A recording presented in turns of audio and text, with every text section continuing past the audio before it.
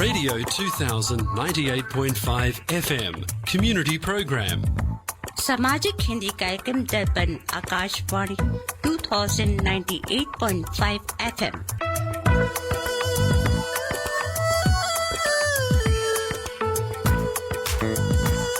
Welcome to the Hindi Show, featuring news, interviews, music and community announcements. स्वागत है दर्पण हिंदी कार्यक्रम में। आप सुनेंगे समाचार, विचार, संगीत और सामाजिक सूचनाएं। Radio 2000 98.5 FM Multicultural Radio.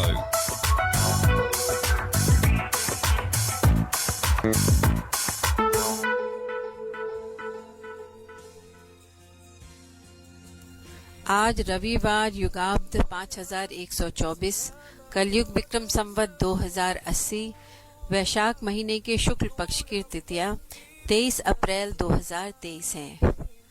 दर्पण के सभी श्रोताओं को ऋचा श्रीवास्तव और सुनील श्रीवास्तव का सप्रेम नमस्कार। अब सुनिए इस सप्ताह के समाचार। मुख्य समाचार इस प्रकार हैं। इसरो आज सिंगापुर के टेलियोस 2 उपग्रह का करेगा प्रक्षेपण। 4 धाम की यात्रा होगी शुरू। समलैंगिक विवाह पर सुप्रीम कोर्ट ने सोमवार को होने वाली सुनवाई रद्द की। सामने आई यह बड़ी वजह है। अशोक गहलोत ने सचिन पायलट पर साधा निशाना, बोले आग लगाना आसान है, बुझाना बहुत मुश्किल। स्वास्थ्य संबंधी मुद्दों पर अधिक शोध की जरूरत। नेम्स के 63वें स्थापना दिवस पर बोले राजनाथ सिंह। MS धोनी ने संन्यास के राज से उठाया पर्दा। चेपॉक में दर्शकों के सामने कर दिया बड़ा खुलासा। अब सुनिए समाचार विस्तार से। शुक्रवार 21 अप्रैल को कई महत्वपूर्ण खबरें सुर्खियों में रहीं। प्रधानमंत्री नरेंद्र मोदी ने शुक्रवार को सिविल सेवा दिवस के अवसर पर सिविल सेवकों को सम्मानित किया। वहीं सुप्रीम कोर्ट ने शुक्रवार को वाराणसी के जिला कलेक्टर से यह सुनिश्चित करने के लिए कहा कि ज्ञानवापी मस्जिद परिसर में मुस्लिमों के लिए वुजू के लिए पानी के साथ पर्याप्त संख्या में प्लास्टिक के टब उपलब्ध कराए जाएं। इसके साथ ही ट्विटर ने अपनी घोषणा के मुताबिक वेरीफाइड अकाउंट से अनपेड ब्लू टिक हटा दिए। इसके साथ ही शनिवार को कई खबरें सुर्खियों में हैं। भारतीय अंतरिक्ष अनुसंधान संगठन इसरो श्रीहरिकोटा के सतीश धवन अंतरिक्ष केंद्र से दोपहर 2:19 पर सिंगापुर के टेलियोस 2 उपग्रह का प्रक्षेपण करेगा।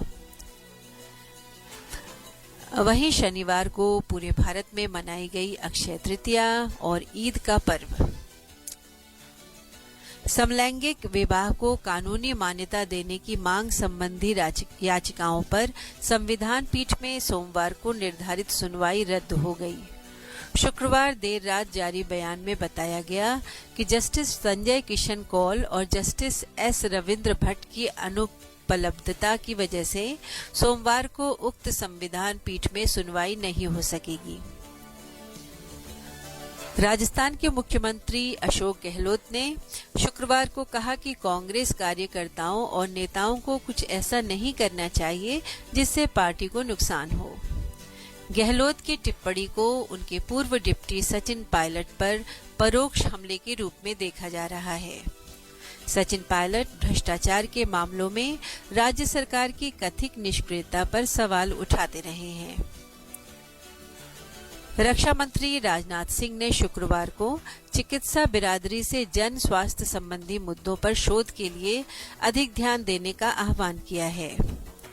National academy of medical sciences NAMS के 63वें स्थापना दिवस पर वर्चुअल तरीके से संबोधित करते हुए उन्होंने कहा कि देश के युवा मानव संसाधन को देश को मजबूत और आत्मनिर्भर बनाने में अपनी ताकत का उपयोग करने के लिए ठीक से तैयार किया जाना चाहिए।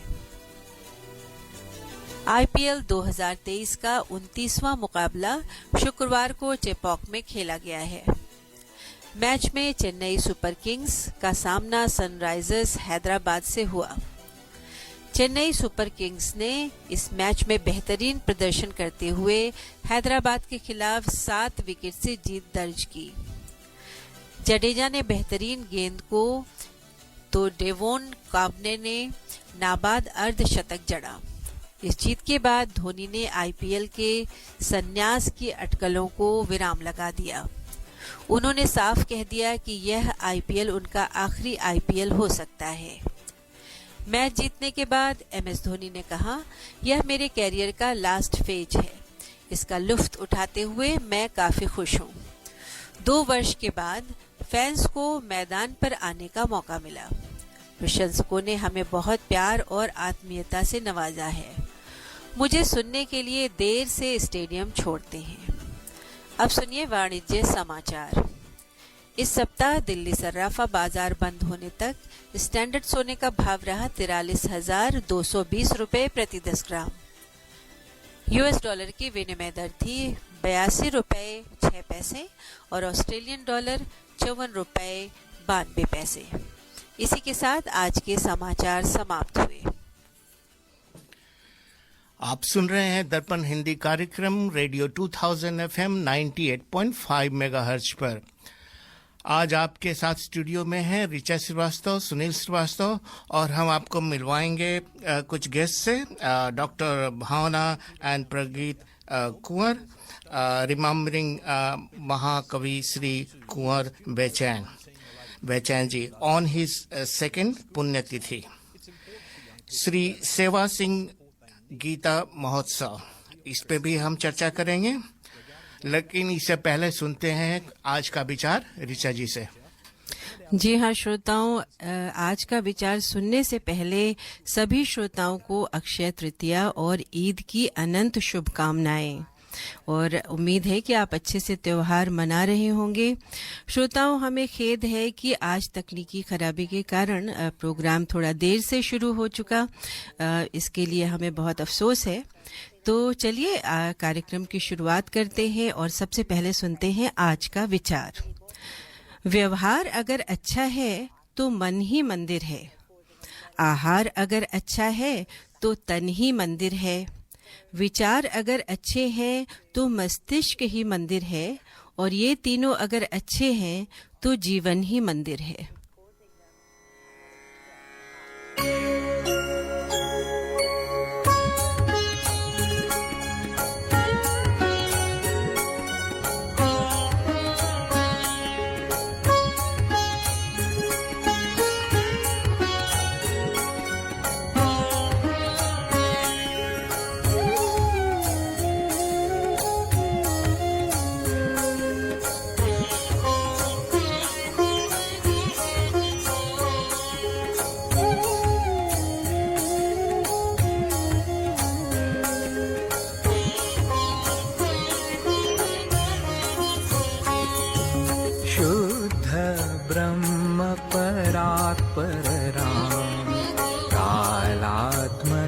परमेश्वर राम, शुद्ध ब्रह्म परात्पर राम, कालात्मक परमेश्वर राम, श्रीमद दशरथ नंदन राम, श्रीमद हल्योद्धारक राम, अगणित गुण गण भूषित राम, प्रिय गुह विनिवेदित पद राम, दंडक वन जन पावन राम, विनष्ट सीतान्वेषक राम, शबरी दत्त फलाशन राम, हनुमत सेवित निज पद राम, हितकर लक्ष्मण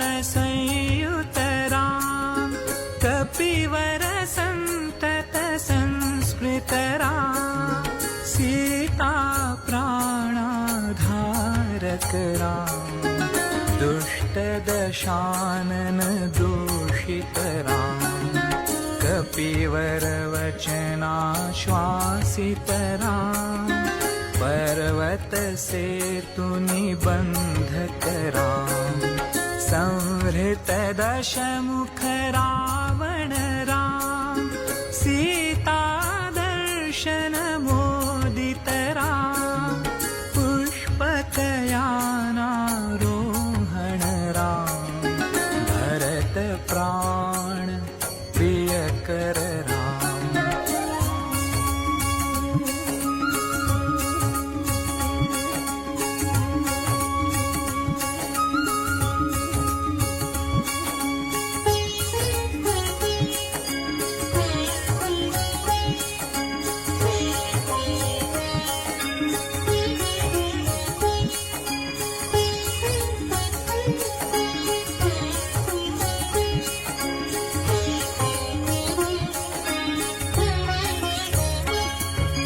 शुद्ध ब्रह्म परात्पर राम कालात्मक परमेश्वर राम सकल जीव संरक्षक राम समस्त लोकाधारक राम आगत मुनिगण संस्तुत राम नीति सुरक्षित जनपद राम तेजोमय निज रूपक राम भक्ति परायण मुक्तिद राम सर्व चराचर पालक राम सर्वभवामय वारक राम वैकुण्ठालय संस्थित राम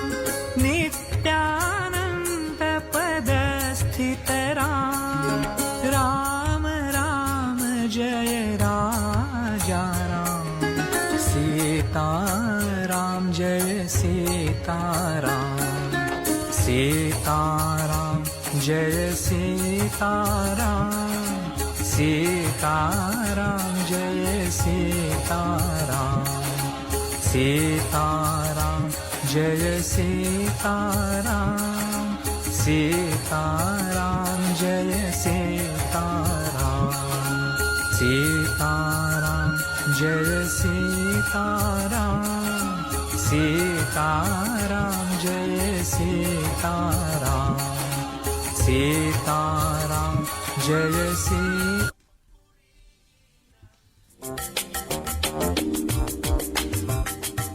मैं करी masters the butter chicken packet Indian दुकान से लेके आया।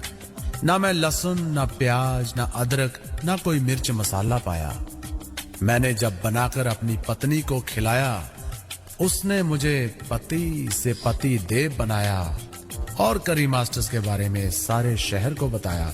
जय हो करी मास्टर्स।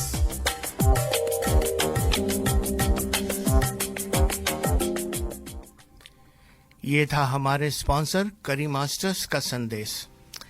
श्रोताओं, जैसा कि सुनील जी ने बताया था कि आज का ये कार्यक्रम हम महान कवि डॉक्टर कुंवर बेचैन जी को समर्पित करना चाहते हैं, क्योंकि हाल ही में उनकी दूसरी पुण्यतिथि आने वाली है। और सबसे पहले आइए स्वागत करते हैं। हमारा सौभाग्य है कि उनके पुत्र और पुत्र वधू स्टूडियो में पधारे हैं। तो स्वागत करते हैं प्रगीत जी का और डॉक्टर भावना कुंवर जी का। स्वागत है प्रगीत और भावना जी। बहुत बहुत धन्यवाद आपका। माइक थोड़ा पास करना पड़ेगा आपको। जी बहुत बहुत धन्यवाद सभी सुनने वालों का। और ऋचा जी, सुनील जी बहुत बहुत धन्यवाद करते हैं कि आपने हमें आमंत्रित किया। नमस्कार। तो आपको बता दूं कि भावना जी खुद एक कवित्री हैं और प्रगीत जी भी बहुत अच्छा लिखते हैं। तो क्यों ना उनके ही मुंह से सुनते हैं कि क्या कहना चाहेंगे कि आज आप क्या महसूस करें। पहले तो कब पुण्यतिथि होगी डॉक्टर बेचैन जी की? जी, वो 29 अप्रैल की तिथि है जी। और उनको 2021 में हमारा उनके साथ विछोह हुआ था, तो 2 वर्ष हो जाएंगे। जी, देखिए कैसे समय निकल जाता है प्रगीत जी। और लेकिन मैं ये कहूँगी कि आप अपने सोशल मीडिया के द्वारा हमें कभी ये महसूस ही नहीं होने दिया कि वो हमारे बीच नहीं है। तो आपका बहुत बहुत धन्यवाद।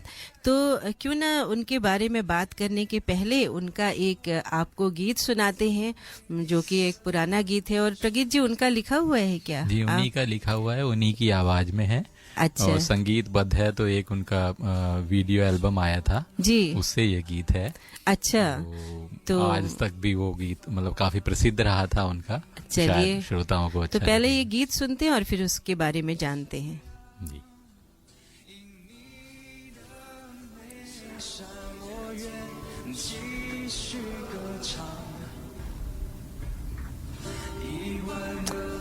श्रोताओं, कुछ दिक्कत, तकनीकी खराबी के कारण दिक्कत हो रही है हमें गाना चलाने में। तो क्यों ना सुनील जी कोई और पुराना गीत सुन लेते हैं और फिर इसको कोशिश करेंगे आगे चलाने की।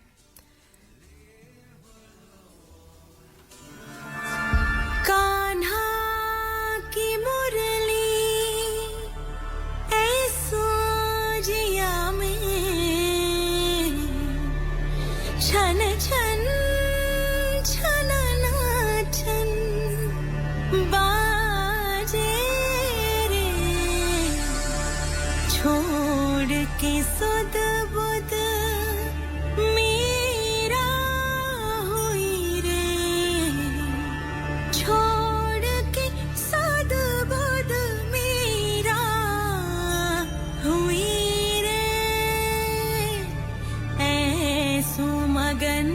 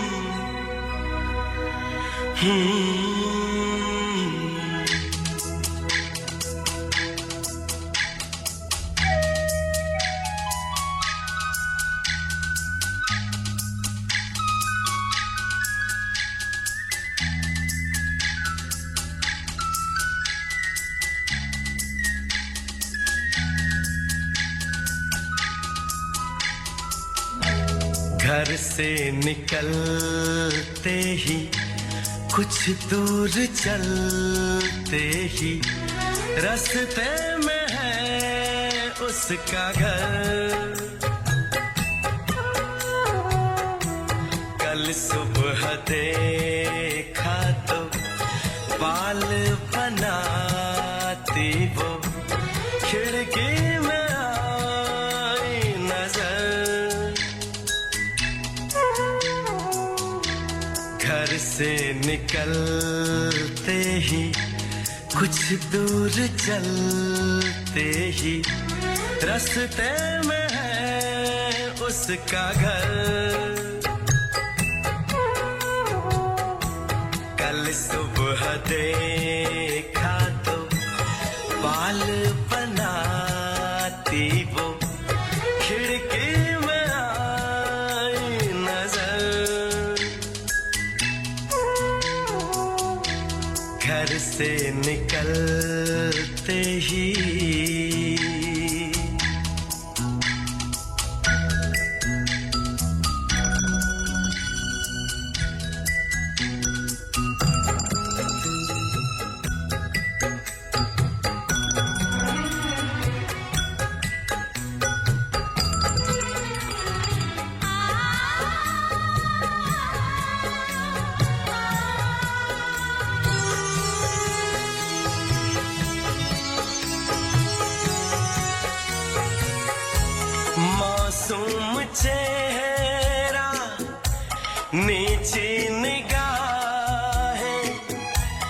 भोली सी लड़की भोली अदाएं, ना अप्सरा है ना वो परी है, लेकिन ये उसकी जादूगरी है।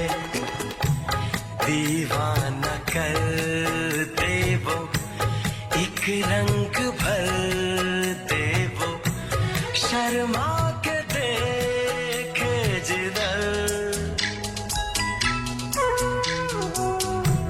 घर से निकलते ही कुछ दूर चलते ही रास्ते में है उसका घर।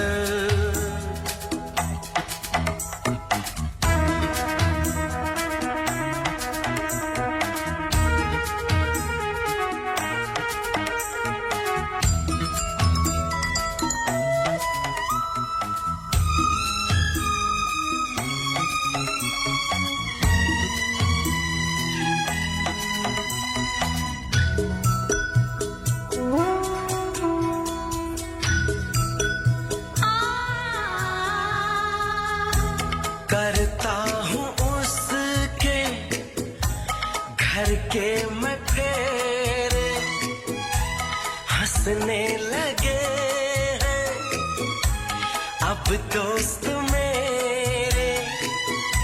सच कह रहा हूँ उसकी कसम है, मैं फिर भी खुश हूँ, बस एक गम है।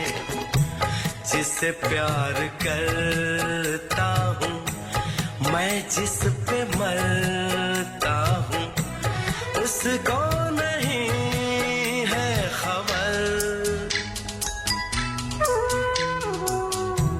घर से निकलते ही कुछ दूर चलते ही रास्ते में है उसका घर।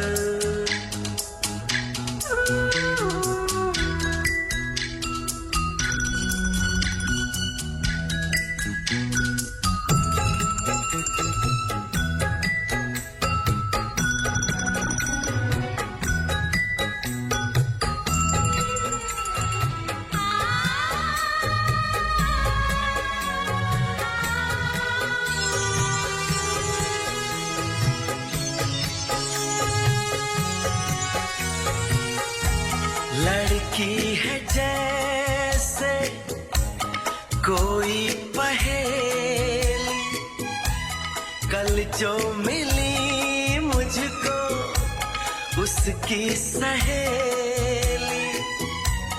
मैंने कहा उसको जाके ये कहना अच्छा नहीं है यूं दूर रहना। कल शाम निकले वो घर से टहलने को, मिलना जो चाहे अगर। घर से निकलते ही कुछ दूर चलते ही रास्ते में है उसका घर। कल सुबह देखा तो बाल बनाती वो, खिड़की में आई नजर।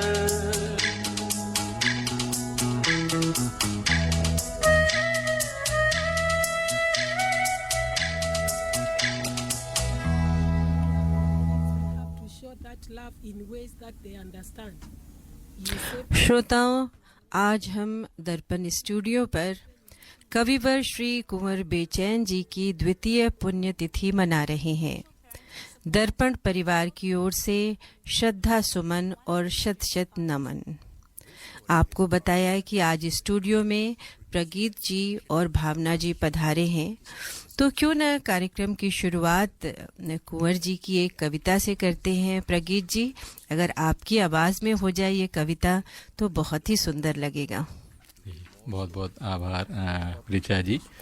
पिताश्री की बहुत सारी कविताएं और गीत ऐसे हैं जो हमेशा ही मन में रहते हैं, लेकिन एक गीत ऐसा था जो उनका सबसे पसंदीदा गीत रहा जी। और एक साक्षात्कार के दौरान उन्होंने ये भी कहा था कि जब मैं ना रहूं तो मेरे अंतिम यात्रा के समय में इस गीत को पढ़ा जाए जी। लेकिन परिस्थितियां कोरोनावश ऐसी रहीं कि उस समय अचानक सब कुछ हुआ और ज्यादा लोग भी नहीं थे, लेकिन फिर भी इस बात को ध्यान में रखते हुए हम परिवार के लोगों ने इसको लाइव भी किया और वहाँ जो लोग मौजूद थे उनसे प्रार्थना की कि वो भी इसकी कुछ पंक्तियां वहाँ पढ़ें। तो उन्होंने वहाँ पढ़ा भी। तो उसी गीत का एक दो बंद आपके सामने रखता हूँ। जी जरूर। उन्हीं की धुन में कोशिश करता हूँ। सूखी मिट्टी से कोई भी मूरत न कभी बन पाएगी, जब हवा चलेगी ये मिट्टी खुद अपनी धूल उड़ाएगी। इसलिए सजल बादल बनकर बौछार के छींटे देता चल, ये दुनिया सूखी मिट्टी है, तू प्यार के छींटे देता चल। सूखी मिट्टी से कोई भी। और इसका एक अंतरा देखिएगा किस तरह से उन्होंने चित्रित किया है सारी। कितनी सुंदर बात कही। जी जी। सूरज डूबा तो अंबर को दे गया सितारों के छींटे, सूरज डूबा तो अंबर को दे गया सितारों के छींटे, मधुरत भी जाने से पहले दे गई बहारों के छींटे। सावन लौटा तो दुनिया को मिल गए मल्हारों के छींटे, बादल भी मिटने से पहले दे गया फुहारों के छींटे। तू भी कुछ नई उमंगों से, अपने जीवन के रंगों से, हर नई सुबह को सिंदूरी श्रृंगार के छींटे देता चल, ये दुनिया सूखी मिट्टी है, तू प्यार के छींटे देता चल, तू प्यार के छींटे देता चल। क्या बात है, बिल्कुल सही कि प्यार के छींटे देता चल। कितनी खूबसूरत आवाज है प्रगीत जी। यू आर ब्लेस्ड कि जो है आपको विरासत में आवाज भी मिली इतनी सुंदर। और आपका बस ईश्वर की अनुकंपा कहेंगे जी। और भावना जी, आपकी उनकी कोई पसंदीदा कविता जो आप पढ़ना चाहें? बिल्कुल बिल्कुल, बहुत सारी पसंद है उनकी कविताएं मुझे, गीत गज़ल सभी। तो लेकिन मैं कुछ पढ़ती हूँ। एक गज़ल है उनकी जी, देखिएगा। वो कहते हैं कि दो चार बार हम जो कभी हंस हंसा लिए और सारे जहां ने हाथ में पत्थर उठा लिए। वाह वाह वाह, क्या बात, क्या लिखा, क्या लिखते थे कि दो चार बार हम जो कभी हंस हंसा लिए, सारे जहां ने हाथ में पत्थर उठा लिए। और अंदाज ही अलग था उनका पढ़ने का, बहुत डिफरेंट तरीके से पढ़ते थे। आंखों के सामने वो पूरी छवि जी आ रही है। और फिर तो ये कब लिखी गई ये गजल? ये तो बहुत पुरानी गजल है। अच्छा, 90s में, अच्छा 90 के दशक में था। अरे वाह। और जब यहाँ आए थे ऑस्ट्रेलिया में तब भी उन्होंने ये गजल पढ़ी थी। लाइक और कितनी सामयिक, हर समय ये जो है वो सूट करती है जी जी हर परिस्थिति को। नहीं, हमको याद है, हमने सुना था उनको।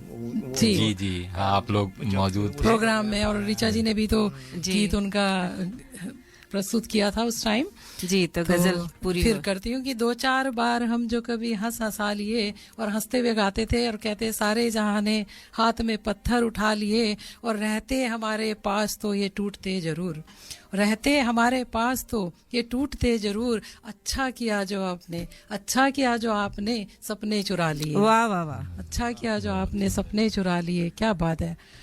और कहते हैं कि चाहा था एक फूल ने तड़पे उसी के पास, चाहा था एक फूल ने तड़पे उसी के पास, और हमने खुशी के पाँव में कांटे चुभा लिए, कांटे चुभा दिए, कि हमने खुशी से पाँव में कांटे चुभा लिए। और आगे कहते हैं कि सुख जैसे बादलों में नहाती हूँ बिजलियाँ, सुख जैसे बादलों में नहाती हूँ बिजलियाँ, दुख बिजलियों की आग में बादल नहा लिए, कि दुख बिजलियों की आग में बादल नहा लिए। और कहते हैं कि जब हो सकी ना बात तो हमने यही किया। बहुत प्रसिद्ध इनका ये शेर रहा है कि बहुत लोग इसको कोट करते हैं जब भी प्रोग्राम्स में, कि हो सकी ना बात तो हमने यही किया, अपनी गजल के शेर कहीं गुनगुना लिए, कि अपनी गजल के शेर कहीं गुनगुना लिए। और अंतिम शेर पेश करती हूँ कि अब भी किसी दराज में मिल जाएंगे तुम्हें, अब भी किसी दराज में मिल जाएंगे तुम्हें, वो खत जो तुम्हें दे न सके लिख लिखा लिए, कि वो खत जो तुम्हें दे न सके लिख लिखा लिए। और 2-4 बार हम जो कभी हंसा लिए, सारे जहां ने हाथ में पत्थर उठा लिए। चलिए मैं कोशिश करता हूँ उनकी आवाज में हम लोगों को सुनाने का। जी, तुमने पूछा है तो बताता हूँ, तुमने पूछा है तो बताता हूँ, मैं तुम्हारे ही गीत गाता हूँ। तुमने पूछा है तो बताता हूँ, मैं तुम्हारे ही गीत गाता हूँ। आज जो सबके दिल में उतरेगी, आज जो सबके दिल में उतरेगी, आज मैं वो गजल सुनाता हूँ।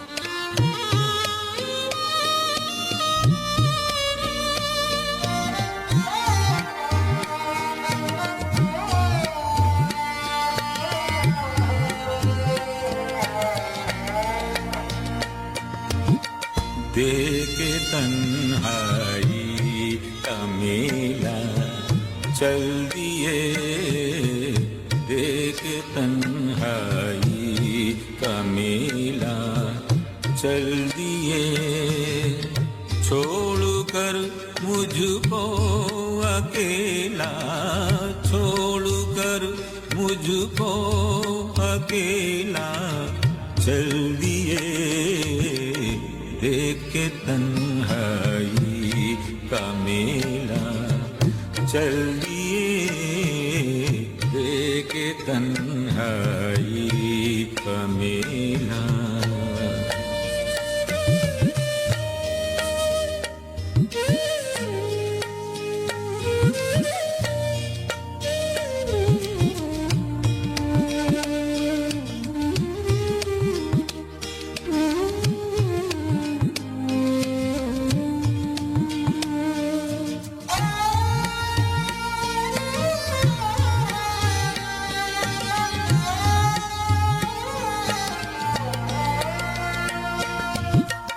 एक मुद्दत से है जिनका इंतजार, एक मुद्दत से है जिनका इंतजार, एक मुद्दत से है जिनका इंतजार, आई जब मिलने की बेला, आई जब मिलने की बेला चल दिए, आई जब मिलने की बेला चल दिए, देखे तन्हाई का मेला।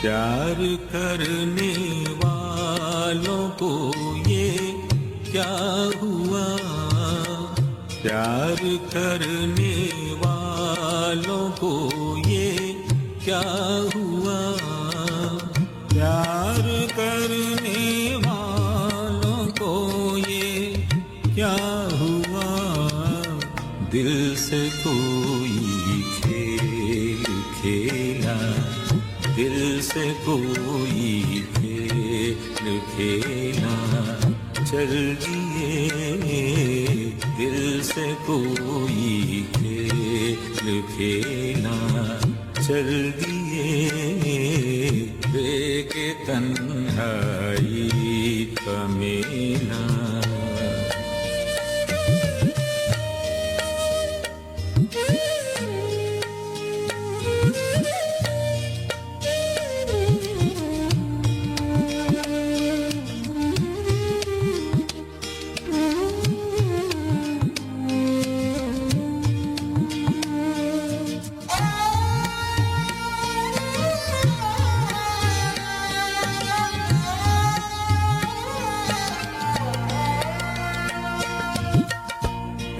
कुंवर जब मिल गई मंजिल हमें है कुंवर जब मिल गई मंजिल हमें है कुंवर जब मिल गई मंजिल हमें छोड़ दुनिया का झमेला छोड़ दुनिया का झमेला चल दिए छोड़ दुनिया का झमेला चल दिए बेके तन्हाई का मेला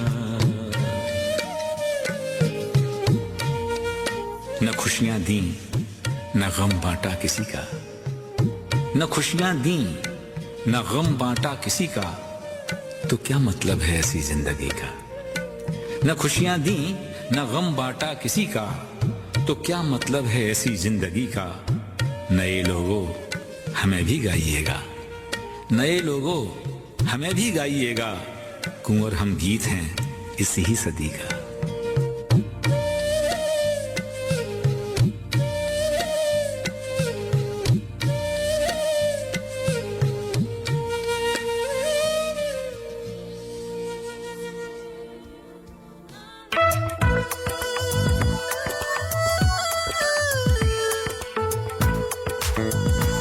Radio 2098.5 FM and The Hindi Show. आप सुन रहे हैं दर्पण हिंदी कार्यक्रम 98.5 FM पर।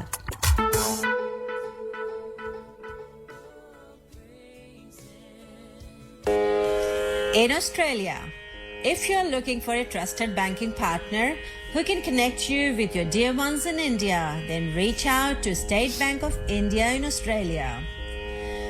Visit our website www.sbisyd.com.au for more details on products and services. State Bank of India Sydney is a proud sponsor of Durban Radio.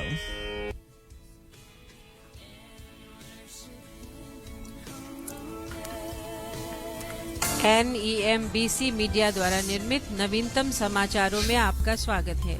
मैं ऋचा श्रीवास्तव हूँ।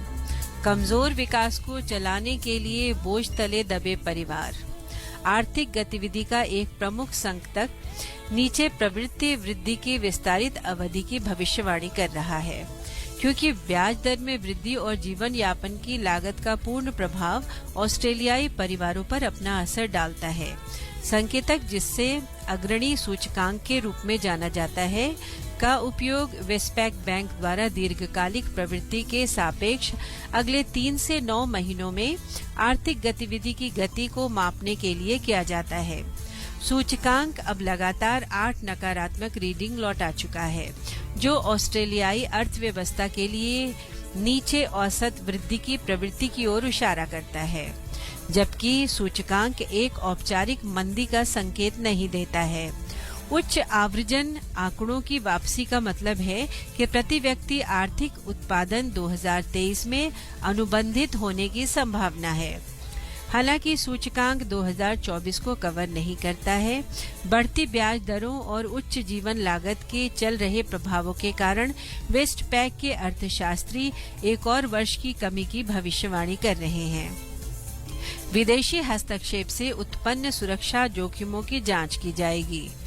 US federal communication commissioner Brendan Carr ने सिफारिश की है कि ऑस्ट्रेलिया सुरक्षा चिंताओं के कारण सोशल मीडिया प्लेटफॉर्म टिकटॉक पर पूर्ण प्रतिबंध लगा दे। टिकटॉक के अपनी मूल कंपनी बाइट डांस के जरिए चीनी कम्युनिस्ट पार्टी से जुड़ा होने के कारण ये चिंताएं जताई गई हैं, जबकि टिकटॉक ने संवेदनशील जानकारी एकत्र करने या इसे तीसरे पक्ष के साथ साझा करने से इनकार किया है। इसने सार्वजनिक रूप से सीसीपी से संबंध से इनकार नहीं किया है। ऑस्ट्रेलियाई सीनेटर जिम पैटरसन ने कहा है कि सुरक्षा चिंताओं को गंभीरता से लिया जाना चाहिए। इस बात पर चिंता व्यक्त करते हुए ऑस्ट्रेलिया में सार्वजनिक प्रवचन को मंच के माध्यम से गलत सूचना पेश की जा रही है। एक संघीय संसदीय जांच वर्तमान में विदेशी हस्तक्षेप की चिंताओं के लिए सोशल मीडिया प्लेटफॉर्म की जांच कर रही है।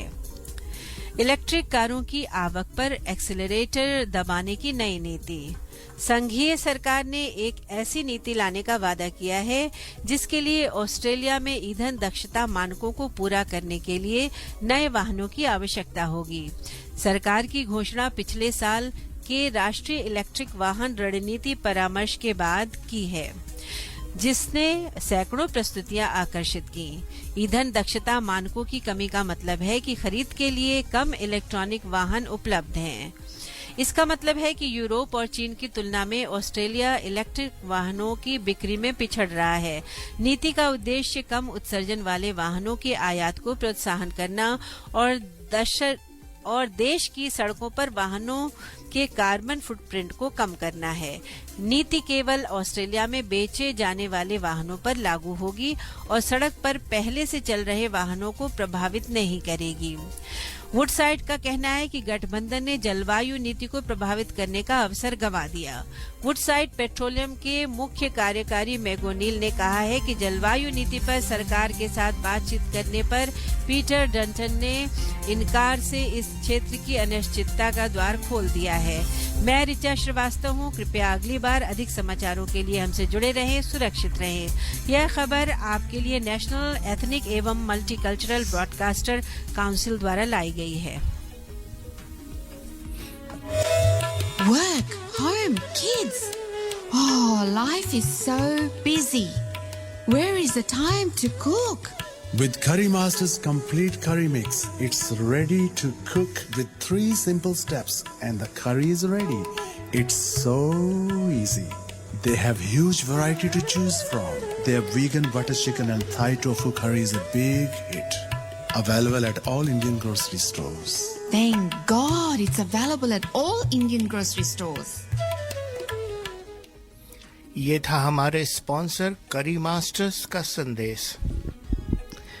श्रोताओं, हम बातचीत कर रहे हैं प्रगीत जी और भावना जी से, और आइए उनसे पूछते हैं कि देखिए, हमें दुख तो बहुत है उनके जाने का और हमारे बीच नहीं है, लेकिन उनके गीत, इतना खूबसूरत गीत हमने सुना और भी सुनेंगे आगे, तो वो हमेशा ही हमारे बीच जीवित रहेंगे। तो चलिए कुछ मीठी यादें शेयर करते हैं प्रगीत जी से। प्रगीत जी, आप बताइए कि किस तरह के फादर थे वो, कैसे पिता थे, बहुत सख्त थे या नरम मिजाज थे? जी, वैसे तो जो एक भारतीय परिवेश होता है, हम सब जानते ही हैं कि वहाँ एक जो परिवार की एक रूपरेखा बनी होती है जी, उसमें पिता का हमेशा यही अर्थ निकलता है कि वो बहुत सख्त हैं या इस तरह का है। लेकिन पिताश्री को हमने मतलब मैंने पर्सनली जो देखा वो बहुत हर समय के साथ बदलते हुए देखा। अच्छा। तो जैसे जब हम बचपन में थे तो सख्ती भी जरूरी थी, पढ़ाई लिखाई इन सब चीजों के लिए, तो वो एक सख्त पिता के रूप में शुरुआत में हमें नजर आते थे, लेकिन सख्ती के साथ ही दुलार भी उनका पूरा मिलता था। अच्छा। साथ में। और जैसे जैसे बढ़ते गए उम्र के साथ साथ, तो एक समय ऐसा आया कि फिर वो मित्र रूप में बदल गए। अच्छा। और मित्रता की तरह रहे, और बाद के पिछले 10-12 वर्षों में हमने उनको एक तरह से गुरु के रूप में देखा। अच्छा। कि वो हमेशा हर चीज का समाधान उनके पास होता था। हर चीज को तुरंत, चाहे किसी भी तरह की हमारी समस्या हो, वो चेहरे से, हमारी बातों से, आवाज से पढ़ लेते थे जी। और तुरंत कहते थे कि यदि मैं उसमें कुछ मदद कर सकता हूँ तो बताएं। अक्सर हम सोचते भी थे कि शायद नहीं उन तक ये बात पहुंच पाएगी, लेकिन वो गंभीरता से सुनकर उतना ही हमारे को सही और आज के युग में जो चीजें हैं उसके हिसाब से वो हमें बताते थे कि नहीं ऐसा करोगे तो। बहुत अच्छी बात। तो वो क्या चाहते थे कि जैसे हर माँ बाप की इच्छा होती है कि भाई मेरा बेटा डॉक्टर बने, उनकी क्या इच्छा थी, या आपके पास आजादी थी कि आप जो चाहे बन सके? उस समय आप भी जानते हैं ऋचा जी के एक स्ट्रीम शुरू में ही हमें चुननी पड़ती थी कम उम्र में ही। तो उनके मन में कहीं ये था, क्योंकि वो खुद भी कॉमर्स स्टूडेंट रहे थे। अच्छा। एमकॉम उन्होंने किया था, थ्रू आउट फर्स्ट क्लास थे, गोल्ड मेडलिस्ट थे आगरा यूनिवर्सिटी से। उसके बाद उनका क्योंकि हिंदी के प्रति रुझान था तो उन्होंने इसलिए फिर हिंदी एमए किया। तो क्या वो जॉब करते थे कॉमर्स में या फुल टाइम कभी थे? नहीं, शुरू में तो उन्होंने गाजियाबाद में एक पोस्ट ग्रेजुएट कॉलेज है, एमएमएस डिग्री कॉलेज, उसमें वो हिंदी के अध्यापक के रूप में शुरुआत की उन्होंने। 1965 में वो गाजियाबाद आ गए थे, चंदौसी से थे वैसे वो रहने वाले। और उसके बाद जिस समय वो आए थे, क्योंकि एमए हिंदी भी किया हुआ था उन्होंने, उसमें भी गोल्ड मेडलिस्ट थे, और एमकॉम भी किया हुआ था, तो उन्होंने जो अपना आवेदन किया था लेक्चरर के लिए वो किया था हिंदी के लिए। इंटरव्यूज के दौरान उनको ये कहा गया कि आप कॉमर्स में भी हैं तो आप कॉमर्स फैकल्टी भी ज्वाइन कर सकते हैं। तो उन्होंने कहा नहीं, कॉमर्स तक मेरा एक वो था जो मैंने अचीव कर लिया, लेकिन क्योंकि मेरे मन में कवि मन भी है और मैं हिंदी साहित्य को पढ़ना चाहता हूँ, सेवा करना चाहता हूँ, तो वो हिंदी में रहे और रिटायरमेंट तक वो हिंदी के हेड ऑफ द डिपार्टमेंट थे। जी। तो मेरे सामने देखिए कितनी किताबें जो है वो डॉक्टर साहब की हैं, और चलिए डॉक्टर भावना जी से पूछते हैं कि उनका क्या अनुभव रहा। आप कब मिली जो है कुंवर जी से? जी, बात तो बहुत पुरानी है। मैंने वैसे पापा जी के अंडर में, वैसे कॉलेज में एमएमएच में, जैसे प्रगीत ने भी बताया, जॉब करती थी और वो मेरे हेड ऑफ द डिपार्टमेंट होते थे। अच्छा। तो मन में ये भी रहा कि पीएचडी कभी करने का था।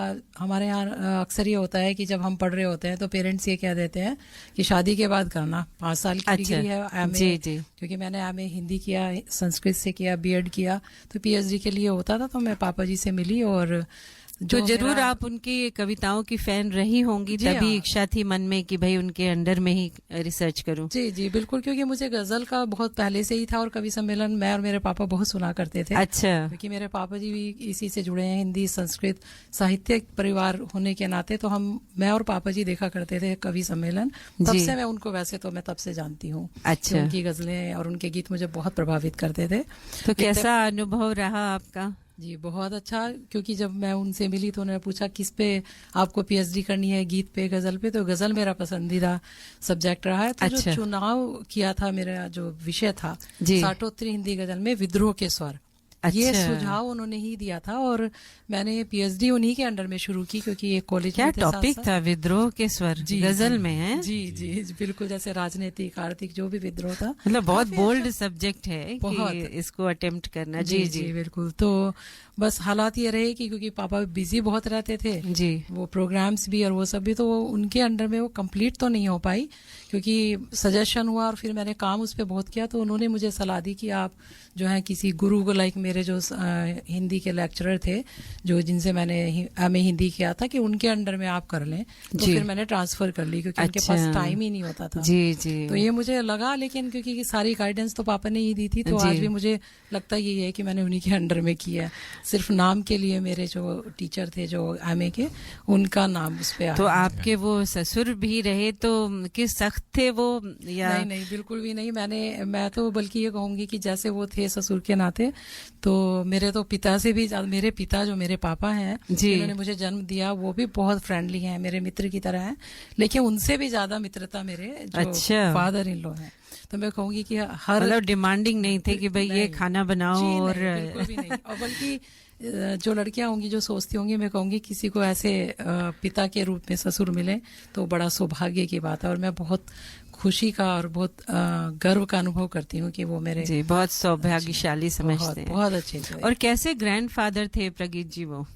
ग्रैंडफादर के मामले में भी उनका सोच जो थी वो यही रहती थी कि जैसे जिस पीढ़ी से हम वाकिफ हो रहे हैं तो हमें भी उनके हिसाब से बदलना चाहिए। समय के साथ जो एक जनरेशन गैप एक बड़ी समस्या होती है, वो इससे हमेशा हमें भी कहते थे कि माता पिता हो तुम दोनों लोग तो ऐसा अपना रुख रखना कि उनसे फ्रेंडली ही रहना। अच्छा। और जो गलतियां हमने कभी की हैं, हमसे पहले वालों ने की हैं, वो हम अपने बच्चों के साथ वो आगे पास ऑन ना करें। तो अच्छा ये है कि हम उनके साथ उन्हीं की सोच को लेकर उनके निर्णय में मदद करें। बहुत अच्छी बात, बहुत बड़ी बात है। और इतने व्यस्त रहते थे कविवर, तो क्या वो समय निकाल पाते थे आप लोग के साथ बैठने का या बातें करने का? शुरुआती समय में तो बचपन का यदि मैं जिक्र करूं तो 8-9 वर्ष की उम्र तक तो हमें उनका काफी साथ रहा और वो उतना व्यस्तताएं नहीं थी। उस समय इतने कवि सम्मेलन नहीं हुआ करते थे क्योंकि गाजियाबाद में रहते थे तो दिल्ली दूरदर्शन रेडियो स्टेशन इन चीजों में उनकी व्यस्तताएं ज्यादा थी, लेकिन बहुत यात्राएं उतनी नहीं थी कि व्यस्त रहें, तो बहुत अच्छा समय मिलता था। फिर 1982-83 के समय के बाद उनकी विदेश यात्राएं शुरू हो गईं और सम्मेलनों की भी थोड़ी, क्योंकि उनकी प्रसिद्धि भी लगातार बढ़ती जा रही थी ईश्वर की सरस्वती माँ की कृपा से, तो व्यस्तताएं काफी बढ़ गईं। तो हफ्ते में 30 दिन में यदि हम देखते थे उनका कैलेंडर डायरी में, तो 20 दिन उनका सम्मेलन होते थे। 10 दिन बचते थे जिसमें कि उन्हें सम्मेलनों के साथ अपनी जॉब को भी साथ में करना पड़ता था संतुलित। तो सम्मेलन से आए, सुबह सीधा घर ना आकर कॉलेज गए, कॉलेज में सुबह की क्लास ली, फिर घर आए, फिर वहां से दोबारा से फिर दोपहर वाली क्लास लेने चले गए। तो बहुत व्यस्त रहते थे। तो क्यों ना एक कविता हो जाए उनकी और फिर सुनील जी कोशिश करें कि गीत उनका सुना जाए। हाँ, ये एक गीत है हेमलता ने गाया। जी वही प्रगीत जी चाहते हैं बजाना, तो एक छोटी सी कविता हो जाए प्रगीत जी। जी बिल्कुल। तो उनकी एक गजल के चंद शेर आपके साथ और रखता हूँ जो मुझे बहुत पसंद है। एक समय में वो भी काफी प्रसिद्ध रही थी मंचों पर। अपने मन में ही अचानक यूं सजल हो जाएंगे, अपने मन में ही अचानक यूं सजल हो जाएंगे, क्या खबर थी आपसे मिल कर गजल हो जाएंगे, क्या खबर थी आपसे। और इसका शेर देखेगा। भोर की पहली किरण बनकर जरा छू दीजिए, भोर की पहली किरण बनकर जरा छू दीजिए, आपकी सौगंध हम खिल कर कंवल हो जाएंगे, आपकी सौगंध हम खिल कर कंवल हो जाएंगे, अपने मन में ही अचानक। और इसका एक और शेर आखिरी रखता हूँ जी। ये किसे मालूम था वो वक्त भी आ जाएगा, ये किसे मालूम था वो वक्त भी आ जाएगा, आप मेरी जिंदगी के राशिफल हो जाएंगे, अपने मन में ही अचानक। बहुत बढ़िया, बहुत सुंदर। थैंक यू प्रगीत जी। और चलिए, ये गीत उनका लिखा हुआ है जी। ये जितनी दूर नयन से सपना उनका सबसे पहला प्रसिद्ध श्रृंगार गीत था जो उन्होंने 19 वर्ष की उम्र में लिखा था। और बाद में ये फिल्म में भी लिया जिसमें सुप्रिया पाठक और पंकज कपूर अभिनेता अभिनेत्री थे और रविंद्र जैन जी ने संगीत दिया और हेमलता जी ने गाया। चलिए सुनते हैं वो गीत।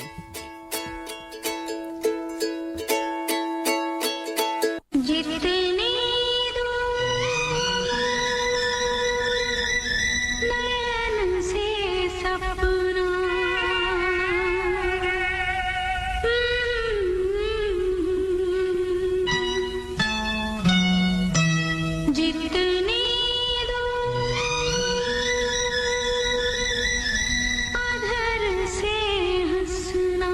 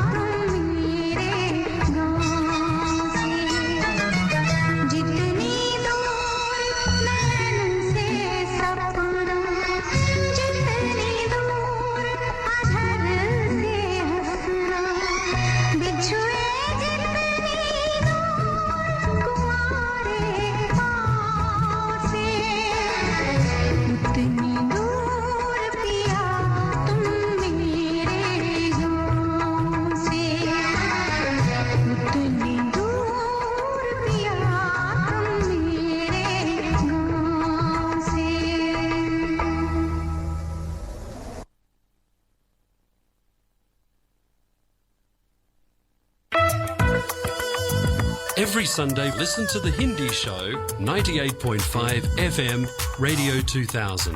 हर रविवार सुनिए दर्पण हिंदी कार्यक्रम 98.5 FM पर सुबह 9 से 11 बजे तक।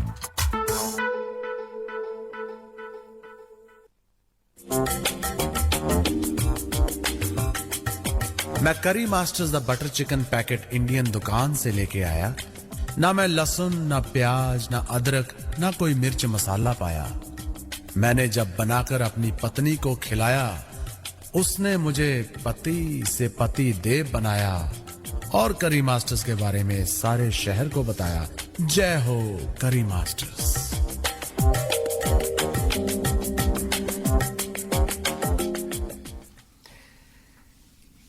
ये संदेश था हमारे स्पॉन्सर करी मास्टर्स का। श्रोताओं, हम बातचीत कर रहे हैं और श्रद्धांजलि दे रहे हैं डॉक्टर कुंवर बेचैन जी को आज दर्पण रेडियो पे। मेरे सामने बहुत सारी किताबें प्रगीत जी और भावना जी रखी हुई हैं, जिसमें से नाम है कोई आवाज देता है, मौत कुछ सोच के तो आएगी, क्या बात है, कह लो जो कहना है, गजल का व्याकरण और खुशबू की लकीर। तो किताबों के बारे में कुछ बताइए प्रगीत जी। जी, उनकी लगभग 37 पुस्तकें प्रकाशित हो चुकी हैं जी, जिसमें से जो 3 पुस्तकें कहेंगे बल्कि, क्योंकि गजल का व्याकरण जो था उसका 4था संस्करण उनके जाने के बाद रहा, और कह लो जो कहना है ये माहिया की पुस्तक थी जो उन्होंने प्रकाशक को दी हुई थी, लेकिन वो बीच में ही रह गई थी जी। तो वो पुस्तक भी हमने, ये 2 पुस्तकें गजल का व्याकरण और कह लो जो कहना है, उनकी अनुपस्थिति में इसको कंप्लीट किया। अच्छा। और ये मौत कुछ सोच के तो आएगी, ये वाली पुस्तक जो थी ये कहीं शेड्यूल में नहीं थी।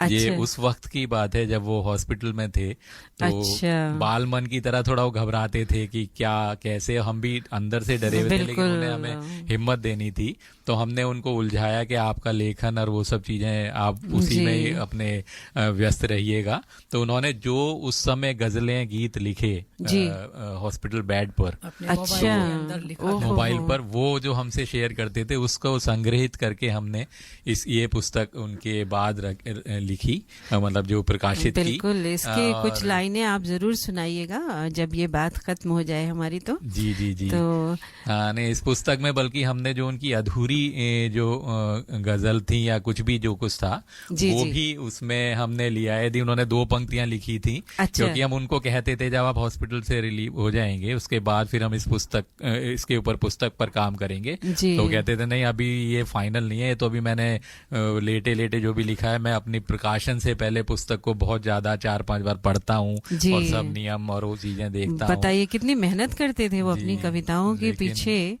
और बहुत दुख हुआ कि जिस तरह से कोरोना ने उन्हें हमसे छीन लिया, और आपके लिए तो बहुत मुश्किल समय रहा होगा। बिल्कुल, एक अकस्मात जैसे दुर्घटना होती है उस तरह से सब कुछ हुआ। 14-15 दिन में शुरुआत से अंत तक सब चला गया और हम बस विश्वास नहीं होता है, लेकिन आना और जाना तो किसी का बस नहीं है उस पे। तो चलिए, उनकी उपलब्धियों की ही हम बात कर रहे हैं। तो कितने पुरस्कार उन्हें मिले थे? पुरस्कारों में तो खैर असंख्य कहेंगे हम, क्योंकि उन्होंने 60 वर्ष तक मंचों पर अपना प्रस्तुति दी और 37 पुस्तकों के द्वारा भी उन्हें काफी हो रहा। लेकिन जो प्रमुख मुझे याद आते हैं वो आते हैं उत्तर प्रदेश हिंदी संस्थान की ओर से उन्हें 2 बार पुरस्कृत किया गया साहित्यकार रूप में। तो उसके अंदर एक पुरस्कार जिसका नाम था साहित्य भूषण, वो उन्हें मिला 2002 में, और एक हिंदी गौरव सम्मान जो 2006 में उनको मिला जी। और अभी जिस वर्ष वो हमारे साथ नहीं रहे 2021 में जी, उसमें जनवरी में भोपाल मध्य प्रदेश सरकार द्वारा उनको कवि प्रदीप सम्मान दिया गया था। बताइए, तो बहुत बड़ा सम्मान है। वो भी सम्मान था, वो बस उनके जाने से 2-3 माह पहले की बात है। वो गए थे तो हम बहुत उस समय डरे हुए थे, लेकिन हमने कहा पुरस्कार जो है आप पूरा कोरोना का ध्यान रखते हुए जाइएगा। वो गए फ्लाइट से और लेकर वापस सम्मान लेकर आ गए थे, वरना हम चाहते थे वो वर्चुअली हो पाता तो अच्छा अच्छा था, लेकिन वो एक बहुत एक गौरव वाला सम्मान नहीं, था। चलिए खुशी की बात है कि ये संभव हो पाया उस काल में भी है, कोरोना काल में। तो उनके तो देखिए अनंत पुरस्कार हैं जैसे आपने कहा, लेकिन हिंदी में तो देखिए उनका योगदान जो है वो इतना ज्यादा है कि उसको तो हम गिन ही नहीं सकते हैं, लेकिन हिंदी सिनेमा में उनका बहुत योगदान है, उसकी बातें की जाए। बिल्कुल, माना कि जो एक 1990 का दशक था, उस समय से पहले भी जो कवि प्रदीप थे उनसे भी उनका काफी अच्छा परिचय था, बाद में उनको पुरस्कार भी मिला उन्हीं का। और काफी जो उनके मित्र थे जो फिल्म इंडस्ट्री से जुड़े हुए थे, वो अक्सर ये कहते थे कि आप जो है श्रृंगार के गीत लिखते हैं तो आपको यहाँ बम्बई आ जाना चाहिए, मुंबई, और वहाँ आकर सेटल हो जाना चाहिए और फिल्मों में अपना वो करें। लेकिन उनका ये कहना था कि जब तक मैं अपने प्रोफेशन में हूँ, मैं लेक्चरर हूँ, तो मेरी ये पहली प्रायोरिटी है। तो जो गीत जैसे हैं, मेरे गीत जो लेना चाहेंगे वो ले सकते हैं, लेकिन बाकी मैं अपनी जॉब छोड़कर वहां जाने में इंटरेस्टेड। अच्छा, तो देना भी पसंद करते थे। हाँ, जी, बहुत आनंद आता था उन्हें शिक्षा। और यही है जो उनके गीत फिल्मों में आए भी हैं, वो उन्होंने कम ही ऐसे हैं जो उन्होंने सिचुएशन के हिसाब से लिखे हों। अक्सर वो गीत उनके आए हैं जो उनके पहले प्रसिद्धि पा चुके थे और उस सिचुएशन से मैच करते थे। अच्छा, तो उन्होंने प्रयास करके नहीं अपने गीत भेजे, लोगों ने पसंद किए और उसको फिर गीत बनाया। बिल्कुल, बहुत अच्छी बात है। तो ये बताइए उनका पसंदीदा खाना कौन सा था? खाने का वैसे तो भावना भी जानते हैं, बहू रानी से पूछते हैं। नहीं, उनको खाने में वैसे जब भी होती थी बात, कहते थे मैं आऊंगा तो तुम वो बना के खिलाओगी। अच्छा। हाँ हाँ बिल्कुल, नहीं क्यों नहीं। मीठा या तो सूजी के हलवे की बजाय वो आटे का हलवा जो होता है उसको पसंद करते थे। अच्छा, घी आटे का हलवा, और वो भी पूरा तर होना चाहिए। जो अरे वाह, अक्सर बनाया देसी घी से बहुत लगाव था। अच्छा, बहुत खुश होते थे और बहुत अच्छा लगता था उन्हें, और हमेशा तारीफ ही करते थे। जी जी। और दूसरा बहुत साधारण खाना उन्हें पसंद था, जैसे उड़द की दाल, जो व्हाइट वाली दाल होती है, अच्छा, वो और रोटी उनको बहुत पसंद थी। अच्छा, घर का खाना पसंद करते हैं। और एक स्पेशल जो उनकी पसंद थी, जो हमने भी नहीं सुना था, लेकिन वो खुद बनाते भी थे, क्योंकि उन्होंने अपना बचपन अकेले ही बिताया। तो जो उसमें एक सब्जी वो कहते थे चावल के पीठे के आलू। तो आलू होते थे और चावल का पूरा उसमें ग्रेवी होती थी, उसे पूरी रात बना के रखना पड़ता था, सुबह तक वो। और वही बात, उसमें देसी घी ऊपर से होना चाहिए। भाई ये रेसिपी तो शेयर होनी चाहिए उनकी कविताओं के साथ साथ। बहुत अच्छा।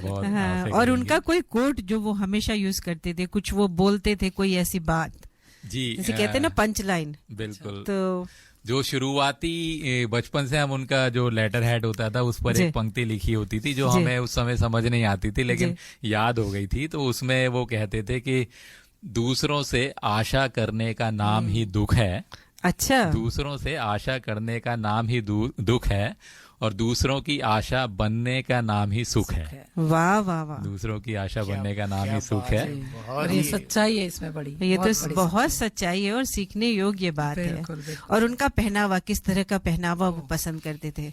पहनावे में, क्योंकि जिस माहौल से वो आए थे, तो काफ़ी चीज़ें उनके मन में ऐसी थी कि मैं जब बड़ा होऊंगा और मैं खुद अपने कमाना शुरू करूंगा तो मुझे ये शौक पूरे करने हैं, वो करने हैं। तो उन्हें ड्रेसअप होने का बहुत शौक था। अच्छा, बहुत शौक था। कहीं भी, चाहे कॉलेज में हो, चाहे वो सम्मेलन में हो, कुछ भी हो, तो टाई अच्छा, उनकी सबसे पसंदीदा वो थी कि वो हमेशा बिल्कुल टाई, घड़ी, अंगूठी, हर चीज का शौक। अक्सर वो पहनकर उसके बाद वो पूछा करते थे। बहुत गिने चुने शौक थे उनको, बहुत ज्यादा नहीं थे। एक तो पहनावे में तो कोट पैंट और टाई उनका हमेशा रहता था। गर्मियां उन्हें बहुत पसंद नहीं थी, क्योंकि वो कहते सर्दियों में अच्छा रहता है, टाई वे पहन के अलग लुक आता है।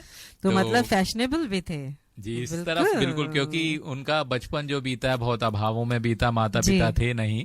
तो बल्कि वो बताते भी हैं कि जब वो डिग्री कॉलेज में उन्होंने बीए हिंदी ज्वाइन किया, तो उस समय उनके परिवार के हिसाब से, जो उनका माहौल था उस हिसाब से, वो नई कमीज और नया पजामा पहनकर कॉलेज गए। अच्छा, तो कॉलेज में, कॉलेज में वो अपना बताते हैं कि देखिए समय का क्या बदलाव होता है। तो वहां जब गए तो जो अध्यापक थे, और क्योंकि उस समय डिग्री कॉलेज तक लोग कम ही पहुंच पाते थे, तो सब उस समय गिने चुने और बड़े चुनिंदा परिवार के लोग ही पढ़ते थे, तो उन्हें मालूम ही नहीं था। और जो उनके अध्यापक थे वो उन्हें इशारों से कह रहे थे कि आप बहुत अच्छा पहन कर आए हैं। अच्छा। और वो समझ ही नहीं पा रहे थे कि वो किस टोन में बोल रहे हैं। वो पापा जी अपने अंदर खुश थे कि चलो अच्छा है, मैं एक नए कपड़े पहनकर आया हूँ और नया पजामा वो। लेकिन बाद में उन्हें अध्यापक ने कहा कि अब देखिए आप कॉलेज में आ गए हैं तो आपको थोड़ा बदलना होगा। बोले मुझे तो यही मालूम था कि जो भी है जो अच्छा है वो कुछ नहीं है। तब उन्हें जब उनके अध्यापक को पता चला कि वो किस परिवार से आते हैं तो उन्होंने बल्कि उनके साथ क्षमा भी मांगी कि नहीं मुझे नहीं मालूम था। लेकिन वैसे क्योंकि जब तुम अब इस क्षेत्र में आए हो तो अपने आप को बदलो भी। और उन्हें उसके बाद ऐसा कुछ रहा, मतलब ऐसी सादगी के बाद और फिर इस तरह से। हाँ, तो चलिए 2 लाइनें उनकी आखिरी किताब से और फिर सिनेमा का एक गीत सुनते हैं।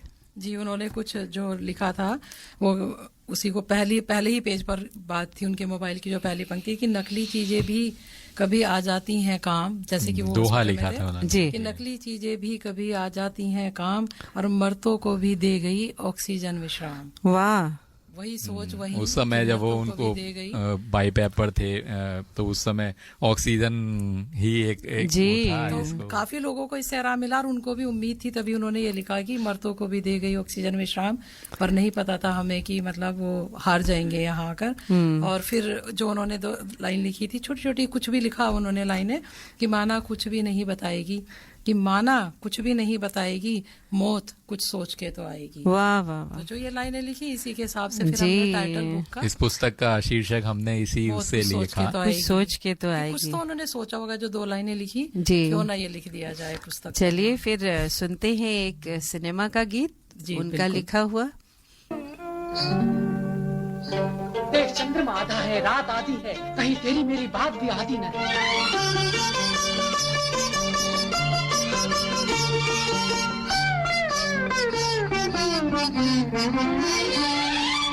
आधा है चंद्रमा रात आधी, आधा है चंद्रमा रात आधी, रह न जाए तेरी मेरी बात आधी, मुलाकात आधी। आधा है चंद्रमा रात आधी, रह न जाए तेरी मेरी बात आधी, मुलाकात आधी। आधा है चंद्रमा।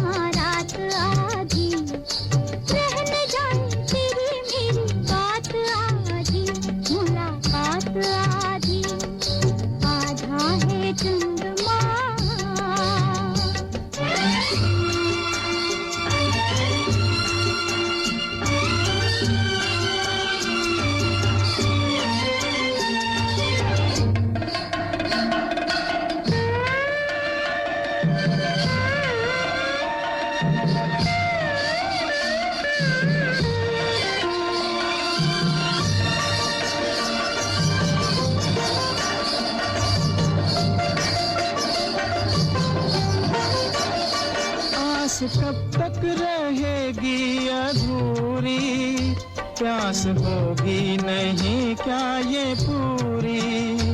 आस कब तक रहेगी अधूरी, प्यास होगी नहीं क्या ये पूरी। प्यासा प्यासा पवन, प्यासा प्यासा गगन, प्यासे तारों की भी है बारात आधी। आधा है चंद्रमा रात आधी, रह न जाए तेरी मेरी बात आधी, मुलाकात आधी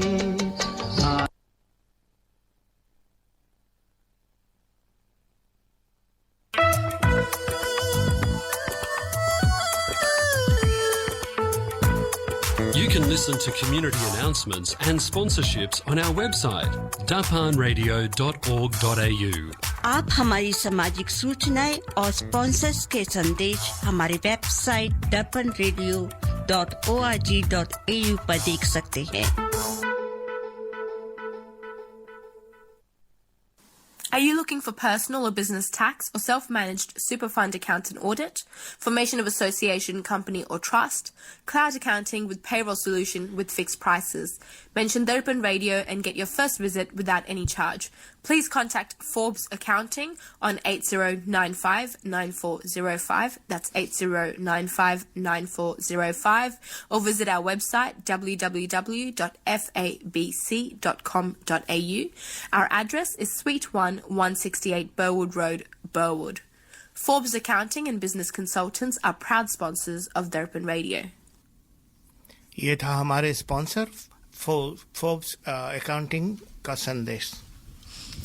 श्रोताओं, जब हम बात करें इतने महान कवि डॉक्टर कुंवर बेचैन जी की, तो समय हमेशा कम पड़ जाता है।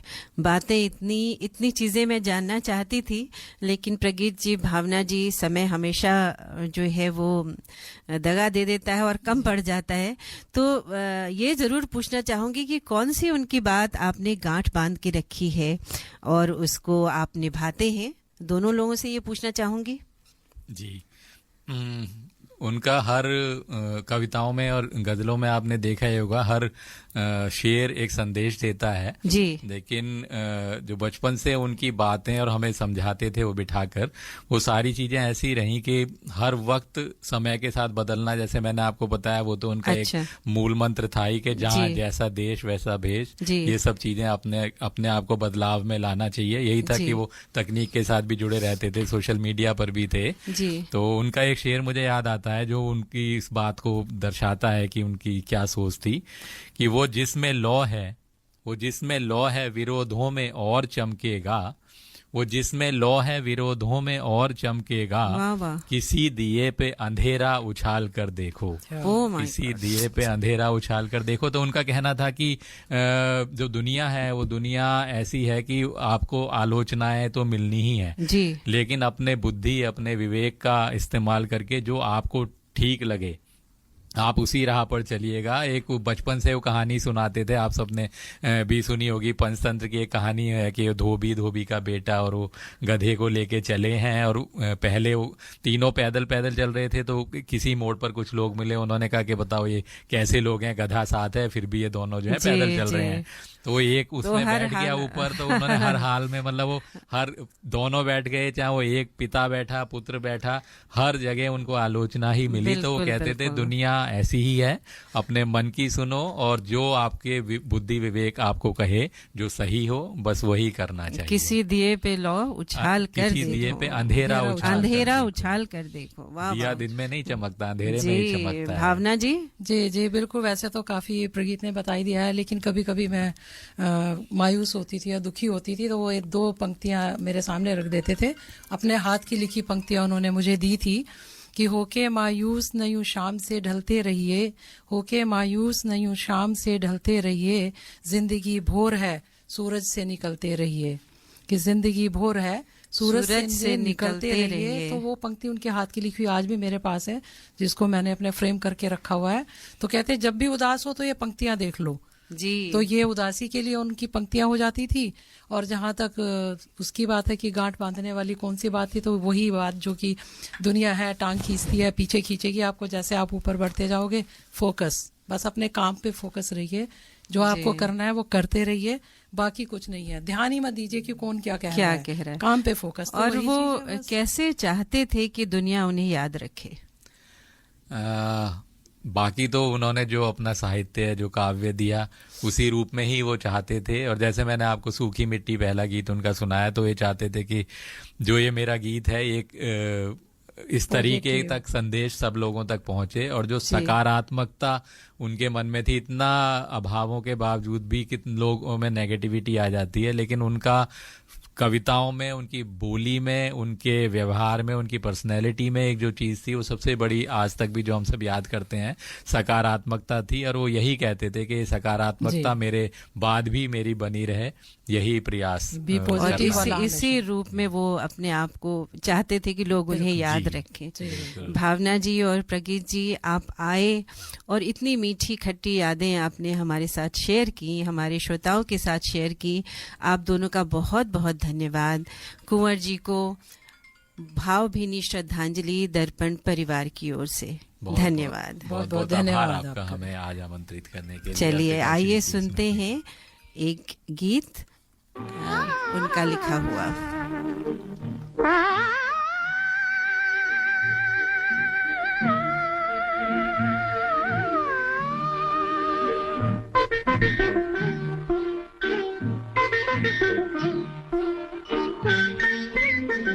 ज्योति कलश छलके, ज्योति कलश छलके, ज्योति कलश छलके, ज्योति कलश छलके, वे गुलाबी लाल सुनहरे रंग दरबार के, ज्योति कलश छलके।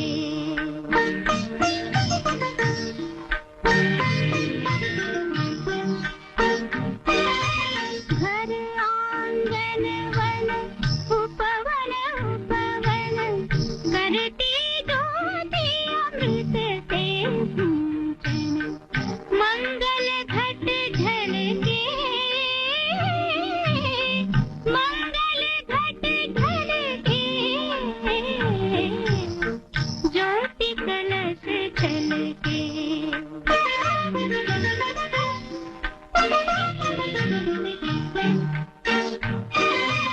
अंबर कुमकुम कण बरसाए, फूल पखुरियों पर मुस्काए, बिंदु तुहिन जल के, बिंदु तुहिन जल के, ज्योति कलश छलके, ज्योति कलश छलके, ज्योति कलश छलके।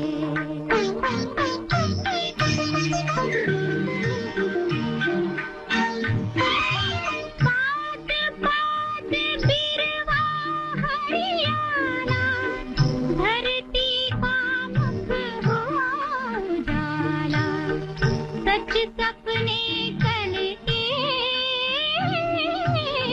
सच सपने कल के,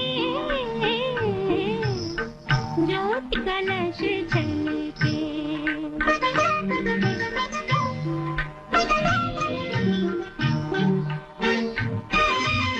उषा ने आंचल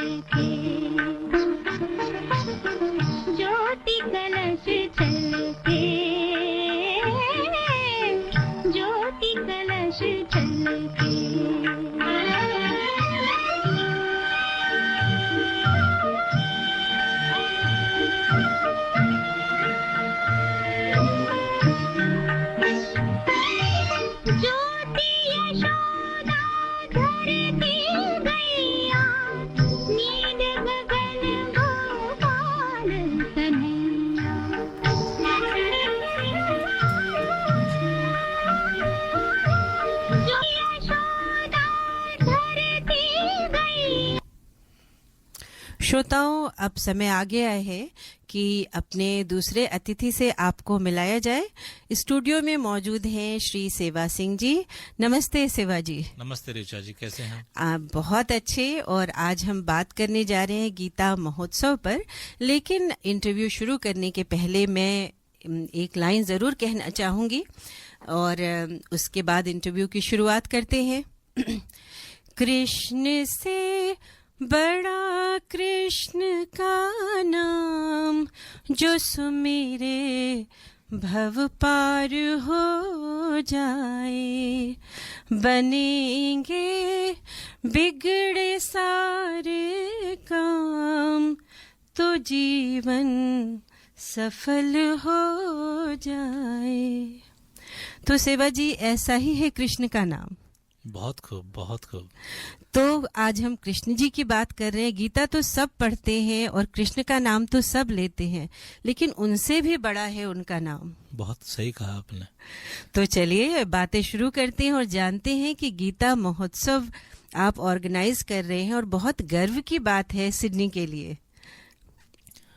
तो क्यों ना आपके बारे में पहले श्रोताओं को बताएं कि आप भारत में कहाँ से हैं और कैसे इस प्रोग्राम की शुरुआत हुई। ऋचा जी, मैं पहले तो हमारी पावन भूमि भारत में हरियाणा से हूँ मैं जी। हरियाणा, जहाँ पे गीता जी का जन्म हुआ, जहाँ श्री कृष्ण जी ने अर्जुन जी को गीता का संदेश दिया जी। मैं उस भूमि से हूँ और यहाँ ऑस्ट्रेलिया में पिछले 23 साल से हूँ। अच्छा, तो कैसे आपके दिमाग में ये बात आई कि गीता महोत्सव शुरू किया जाए यहाँ पे, और मतलब इस सोच की शुरुआत? देखिए, गीता जयंती हरियाणा में तो पिछले 30-40 सालों से हर साल मनाई जाती है जी। लेकिन पिछले कुछ सालों से जब विदेशों से लोग कुरुक्षेत्र में गीता जयंती में भाग लेने जाने लगे जी, तो हरियाणा सरकार ने सोचा कि क्यों ना हमें गीता का संदेश, क्योंकि कुरुक्षेत्र जो है वो एक धर्म क्षेत्र है, तीर्थ स्थल है, बिल्कुल, क्यों ना हमें वो संदेश बाहर भी ले जाया जाए और लोगों में, विदेशों में गीता के संदेश को पहुंचाया जाए। तो उस कड़ी में पहली बार अंतर्राष्ट्रीय गीता महोत्सव मॉरिशस में 2019 में मनाया गया। अच्छा।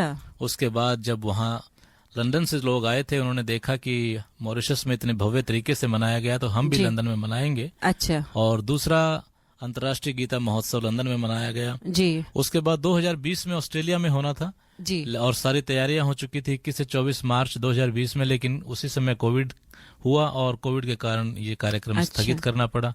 तो आपका जुड़ना कैसे हुआ? मेरा जुड़ना, मैं हरियाणा से हूँ जी, और हमारी भूमि जो है वो कुरुक्षेत्र के पास है जी, उसी तीर्थ स्थल में आती है। हमें गीता जयंती के बारे में पता है और स्वामी ज्ञानानंद जी हैं जो जियो गीता के संस्थापक हैं और जिन्होंने गीता को जनमानस तक, जन जन तक पहुंचाने का बीड़ा उठाया है। तो वो पिछले काफी सालों से गीता के ऊपर काफी काम कर रहे हैं, उनके साथ जुड़ाव था और उन्होंने जो पहला महोत्सव मॉरिशस में हुआ वहीं से शुरुआत हुई थी जी। हरियाणा सरकार कुरुक्षेत्र डेवलपमेंट बोर्ड के साथ, कुरुक्षेत्र डेवलपमेंट बोर्ड जो है वो कुरुक्षेत्र के तीर्थों के विकास के लिए बनाया गया है। अच्छा। कुरुक्षेत्र की 48 कोस की परिधि में जितने तीर्थ हैं उन सब का विकास, पुराने तीर्थ जो हमारे 5000 साल तक पुराने तीर्थ हैं उन्हें ढूंढकर उनका विकास जो है कुरुक्षेत्र विकास बोर्ड कर रहा है जी। तो स्वामी जी से मिलना हुआ, स्वामी जी ने आशीर्वाद से हम यहाँ पर ऑस्ट्रेलिया में इस बार इसको गीता महोत्सव को लाने में सफल हुए। बहुत बढ़िया। आपको बताएं सेवा जी कि मैं गोरखपुर से हूँ और वहाँ पे गीता प्रेस है, गीता गार्डन है और तो हमेशा से जुड़ी रही और मुझे बहुत अच्छा लगा कि ये महोत्सव हो रहा है और मैं चाहूँगी कि हमारे श्रोता भारी संख्या में जुड़े इसको और भाग लें इसमें। तो आप पहले तो ये बताइए कि कहाँ ये प्रोग्राम हो रहा है, किस दिन हो रहा है और कैसे हमारे श्रोतागण इससे जुड़ सकते हैं। आपने बताया आप गोरखपुर से हैं, गोरखपुर तो जो है एक और पावन भूमि है जी, बिल्कुल। ठीक है, और गीता प्रेस के बारे में कौन नहीं जानता। बिल्कुल। जो भी धर्म से, हमारे धर्म से जुड़ा हुआ है, धार्मिक किताबों से जुड़ा हुआ है, उन्हें गीता प्रेस के बारे में तो मालूम है। गीता प्रेस की उपलब्धि योगी जी और गीता प्रेस दोनों लोगों ने गोरखपुर को फेमस कर दिया। गोरखपुर दोनों चीजों के लिए जी, और दोनों बहुत अच्छा काम कर रहे हैं धर्म के लिए। बिल्कुल। तो ये कार्यक्रम जो है ये इसकी शुरुआत तो वैसे आज हुई है।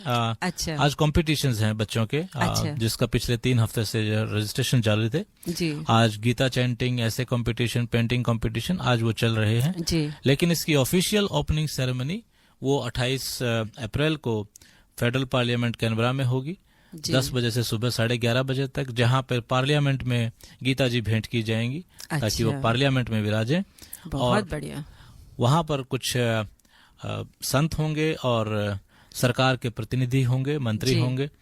फिर उसके बाद 29 तारीख को बहुत बड़ा इवेंट है जो गीता प्रदर्शनी, गीता एग्जीबिशन और सेमिनार होगा। अच्छा। ICC Darling Harbour theatre, ICC में डार्लिंग हार्बर पर जी। वहाँ 2500 लोगों के बैठने की व्यवस्था है थिएटर अच्छा। के अंदर। बहुत बड़ा और भव्य थिएटर है और उसमें एग्जीबिशन में गीता के ऊपर प्रदर्शनी, कुरुक्षेत्र के ऊपर प्रदर्शनी जी, जो 10 बजे से 2 बजे तक चलेगी। अच्छा। पिक्टोरियल है और ऑडियो विजुअल बहुत अच्छी प्रदर्शनी होगी जी।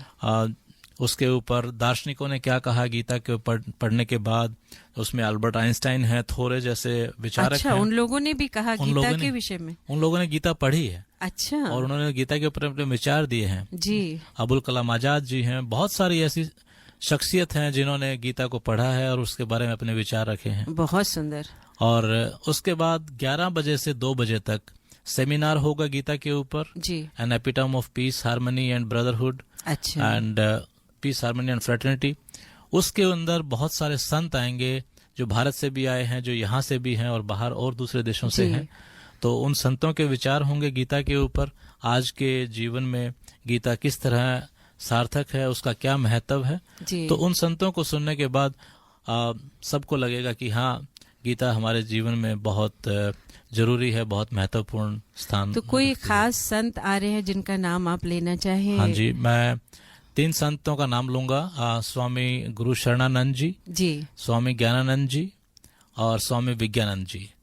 क्या बात है, ये सब लोग भारत से पधार रहे हैं। ये सब लोग भारत से पधार रहे हैं। बहुत बढ़िया। कितना स्वामी विज्ञानंद जी केप टाउन से मॉरिशस से ऑस्ट्रेलिया आ रहे हैं। बताइए।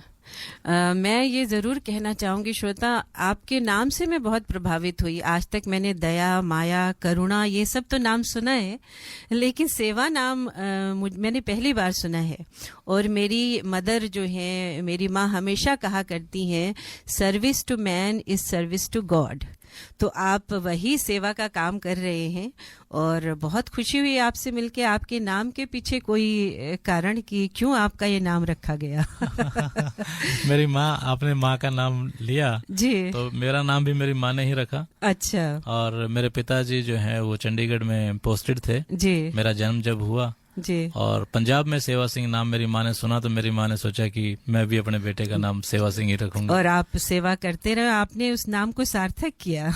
ये तो प्रयास है, हम सब मिलके ही करेंगे इसका। जो भी काम करते हैं हम सब मिलके करते हैं जी। मैं कोशिश करता हूँ जितना ज्यादा हो सके करें। बहुत अच्छा। तो अगर कोई इससे रजिस्टर करना चाहे तो कैसे कर सकता है? हाँ ऋचा जी, आपको बताता हूँ, लेकिन उससे पहले मैं बताना भूल गया जी। एक और शख्सियत आ रही है सेमिनार में जी, और उन्हें हम सब जानते हैं।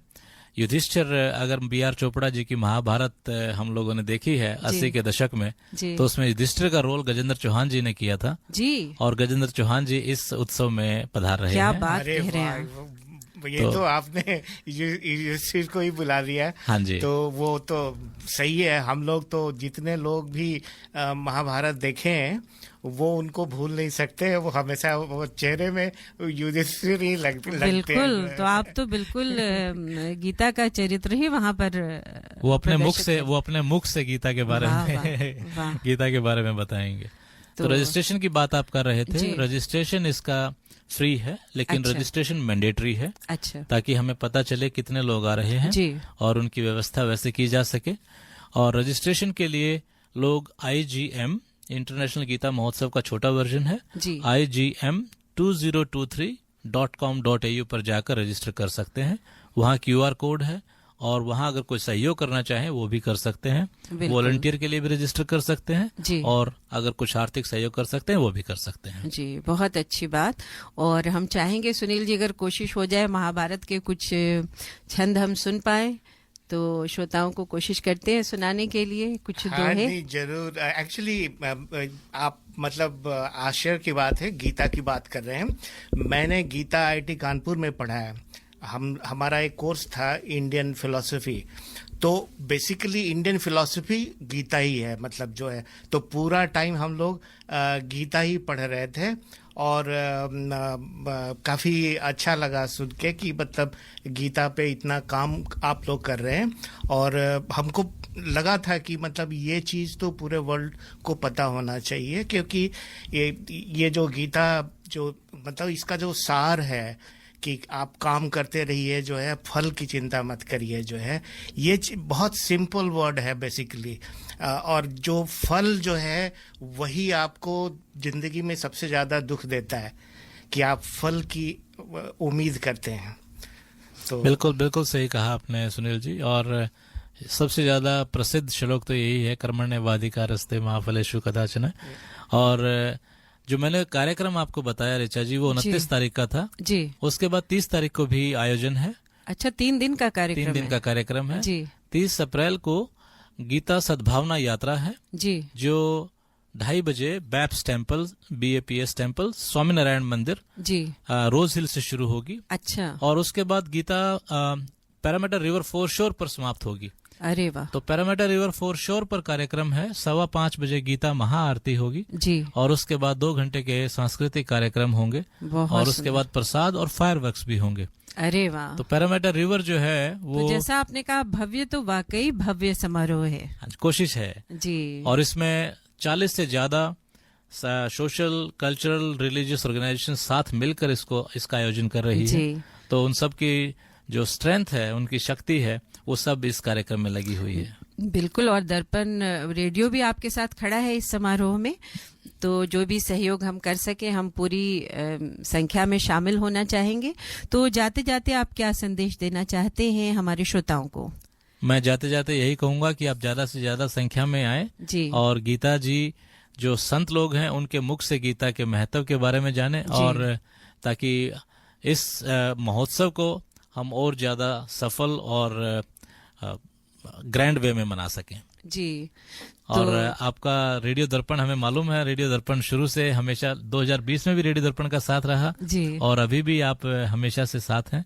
बहुत बहुत धन्यवाद आपका। नहीं, थैंक यू। और एक बार आप वेबसाइट जो बताई है उसको फिर से बता दीजिए। igm2023.com.au।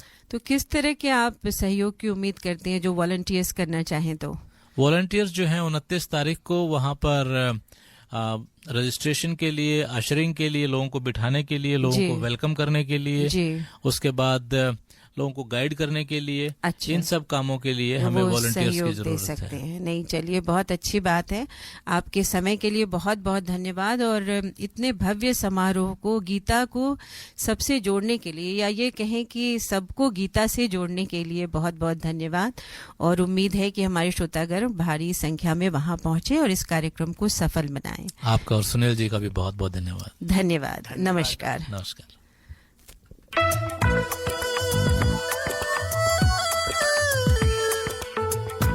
Contact the Hindi Show for sponsorship and phone 0413 385 976.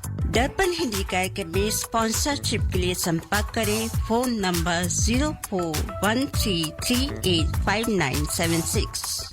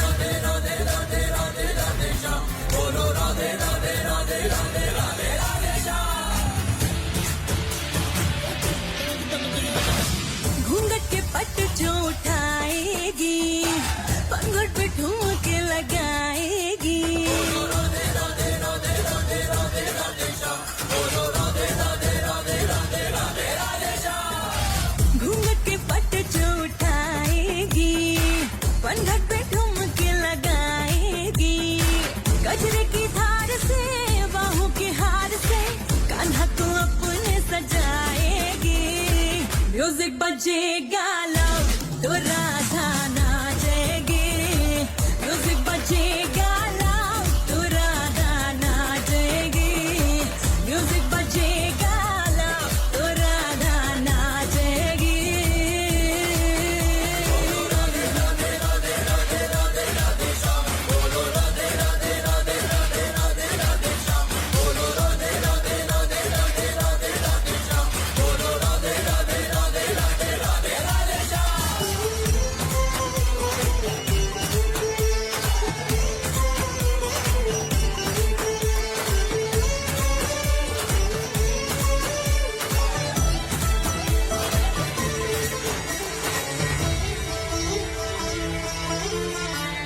Vrindavan की बहकी आकी बाकी गलियां आका झाकी करती है तेरी तरह सैया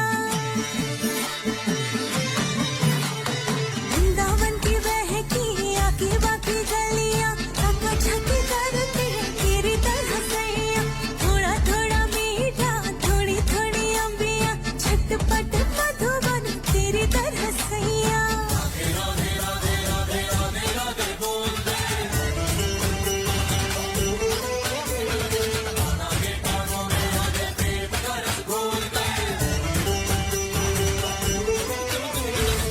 कान्हा की प्रीत में धड़कन की पीठ पे ढोल मंजीर बजाएगी म्यूजिक बजेगा लाउड तो राधा नाचेगी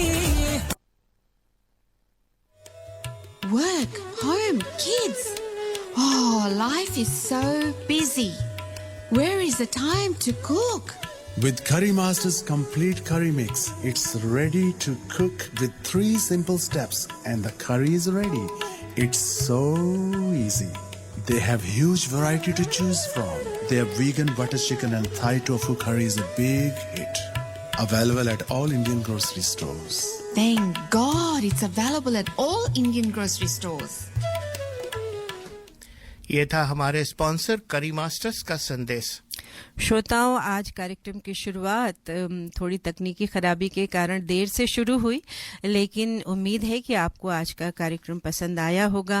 आपके कमेंट पढ़ के मुझे लग रहा है कि आप लोग कार्यक्रम को पसंद किए हैं और कुंवर जी की बातें और उनकी शायरी, उनके गीत आपको पसंद आए। मैं ये भी कहना चाहूँगी कि जो गीत हमने ज्योति कलश वाला सुनाया था वो कुंवर जी का लिखा नहीं था, लेकिन उनके पसंद का वो गीत था, तो उस गलती के लिए माफ़ी दीजिएगा और आगे भी सुनते रहिएगा हमारा कार्यक्रम। अगले रविवार फिर से आपसे मिलते हैं। नमस्कार, धन्यवाद।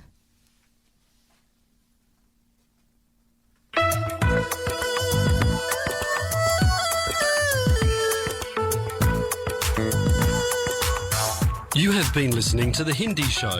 Join us next Sunday to contribute and provide feedback on anything you heard today. Contact us on feedback@darpanradio.org.au. आप सुन रहे थे हिंदी कार्यक्रम। हमें हर रविवार सुनिए सुबह 9 बजे से। अपने विचार भेजिए आज के कार्यक्रम के बारे में। ईमेल कीजिए feedback@darpanradio.org.au।